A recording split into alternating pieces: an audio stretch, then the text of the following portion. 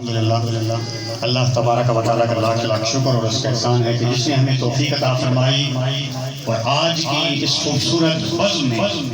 ہم شامل ہوئے. یہ اللہ کا کرم، حضور علیہ الصلوۃ والسلام کے نارین پاک کا تصدق، اولیاء کرام کی نظر کرم، ماں باپ کی دعائیں اور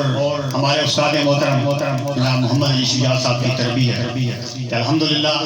یہ یکم ربیع الاول سے جو محافل کا سلسلہ شروع ہوا، آج غالباً 5-6 ربیع الثانی بھی ہو گئی الحمدللہ. تو میں مبارکباد پیش کرتا ہوں فہیم چشتی صاحب کو کہ انہوں نے بڑی خوبصورت انداز میں آج اپنے گھر کو سجایا، اور یقیناً جو دنیا میں میلاد مصطفیٰ صلی اللہ علیہ وسلم کے لیے اپنے گھروں کو سجاتے ہیں، اپنے آپ کو سجاتے ہیں، گلیوں کو سجاتے ہیں، بازاروں کو سجاتے ہیں. آج ابھی ممتاز بھائی کلام پڑھ رہے تھے سر شجاع کا، وہ یہ کہہ رہے تھے کہ یا رسول اللہ آپ کی آمد کے دن آ گئے ہیں تو دیوانے گلیوں میں رقص کرتے ہیں. اس لیے ہم یہ کہتے ہیں کہ حضور کی آمد کی خوشی منانا یقیناً اللہ کو سب سے مقبول ہے،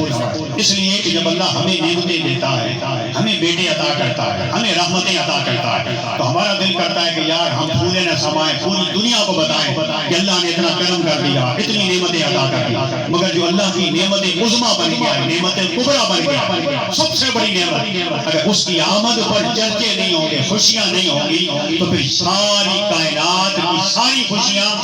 جیسے کہتے ہیں کہ ماں باپ کی محبت، اولاد کی محبت، جائیداد، مال، اسباب، جو اللہ نے نعمتیں دی ہیں ان کی محبت ہمارا حق ہے، مگر ان کی محبت مصطفیٰ کے تابع ہونی چاہیے، اللہ اور اس کے رسول کی محبت کے تابع ہو. اگر یہ محبتیں ان محبتوں پہ حاوی ہو جائیں تو پھر یقیناً یہ محبتیں مردود ہو جائیں گی. انسان دنیا میں تو بڑی محبت کرتا ہے دنیاوی اشیاء سے، اپنی آل اولاد سے، مگر حضور سے محبت نہیں کرتا، حضور کی آل سے محبت نہیں کرتا، اصحاب مصطفیٰ سے محبت نہیں کرتا. تو ان محبتوں کی یہ محبتیں تابع رہنی چاہیے. تو حضور کی محبت سے بڑھ کر کوئی دنیا میں نعمت نہیں، اور حضور کی آمد پر جشن منانے سے بڑا جشن کائنات میں نہیں. ہم 14 اگست کو جشن مناتے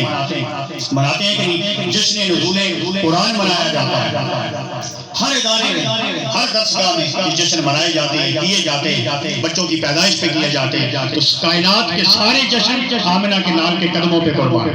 حضور کی ولادت سے بڑھ کر کوئی کائنات میں جشن نہیں. اگر وہ جشن نہیں ہے تو پھر کوئی جشن ہے ہی. اس لیے 14 اگست اور 23 مارچ کو ہم ان جشنوں کو اس جشن کے تابع رکھ کر ان پر عمل پیرا ہوتے ہیں. تو اللہ پاک آپ سب کو برکت عطا فرمائے، ڈھیروں کامیابیاں عطا فرمائے، دین کی بھی، دنیا کی.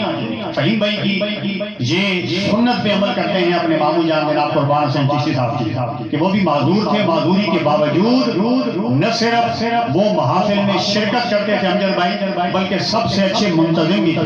تربیت بھی کرتے، جوتیاں کیسے پہننی ہے، کہاں پہ بیٹھنا ہے، یہاں پہ ترتیب کیسے ہے، کھانے کی ترتیب کیسے ہے، نیچے نہیں دانا گرنے دینا، جو ہم یہاں پہ کرتے ہیں دراصل ہم بھی تو انہیں کے لگائے ہوئے پودے، انہیں کی تربیت یافتہ ہے، انہوں نے تربیت کی تو آج ہم اس اسٹیج پہ کھڑے ہوئے. ہم جو کچھ بھی الفاظ یہاں کہتے ہیں، بولتے ہیں، جو ہمارے اندر اللہ نے صلاحیت عطا کی ہے، تو ایسی کسی استاد کے بغیر تو کوئی انسان جو ہے اس مقام پہ نہیں پہنچتا. تو یہ انہی کی تربیت کا ایک خاصہ ہے جو آج ہم چند الفاظ یہاں پہ بولتے ہیں، جو حضور علیہ الصلوۃ والسلام کے آپ اتنے سرآسان ہیں. میں نے کہا کہ کتنے لوگ پوچھتے ہیں جناب تو بولی کبھی نہیں سدا اپنی محفل میں، ہم نے کہا نہیں. تو کبھی بارہ آسان کبھی نہیں سدا نہیں، کبھی کوئی کاری سدا نہیں. اس کا مطلب ہے کہ اللہ نے ہمیں کتنا یہ اعزاز دے دیا، یہ ٹیلنٹ عطا کر دیا، یہ عطیہ ہے، عطیہ ہے خداوندی کے نعت خوان کثرت کے ساتھ ہیں، قرآن حضرات کثرت کے ساتھ ہیں، اور حضور علیہ الصلوۃ والسلام کی مدح سرائی کرنے والے لاتعداد لوگ موجود ہیں. ہم تو اگر ہر کسی کو ٹائم دیں تو پوری رات بیتا ہے. یہ کاروان حجاز کا اعجاز ہے، ماں باپ کی دعائیں اور پیر و مرشد کی نگاہ کرم ہے.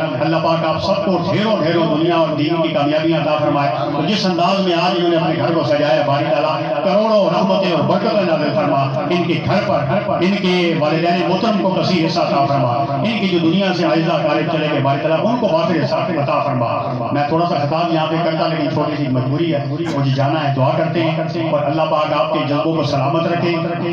بڑے ہی بہترین انداز میں آپ لوگوں نے یکم ربیع الاول سے لے کر آج تک ان محافل میں آپ شریک ہوئے. جس نے جتنا حصہ ڈالا، کسی نے میسج کرنے میں حصہ ڈالا، کسی نے لنگر میں حصہ ڈالا، کسی نے دریا بچھوانے میں حصہ ڈالا، کسی نے لائٹنگ کرنے میں حصہ ڈالا، جس انداز میں. اور کوئی اگر کچھ بھی نہ کر سکا تو کم از کم سمجھے گناہگار شریک ہونے لگا. ایک مثال آپ کو بتا دوں، ایک بندے نے بادام لیے، بادام میرا ایک موضوع چل رہا ہے، آپ جمعے پہ آتے نہیں ہیں نا دوست، میں دیکھتا رہتا ہوں، تو یہ جو نسبت ہوتی ہے اولیاء اللہ کے ساتھ، جس کا آغاز کیا آپ نے پچھلے جمعہ مبارک سے، اس میں ایک مثال انشاءاللہ اگلے جمعے کو یہی دوں گا، آج آپ کو بھی دیتا ہوں کہ کسی بندے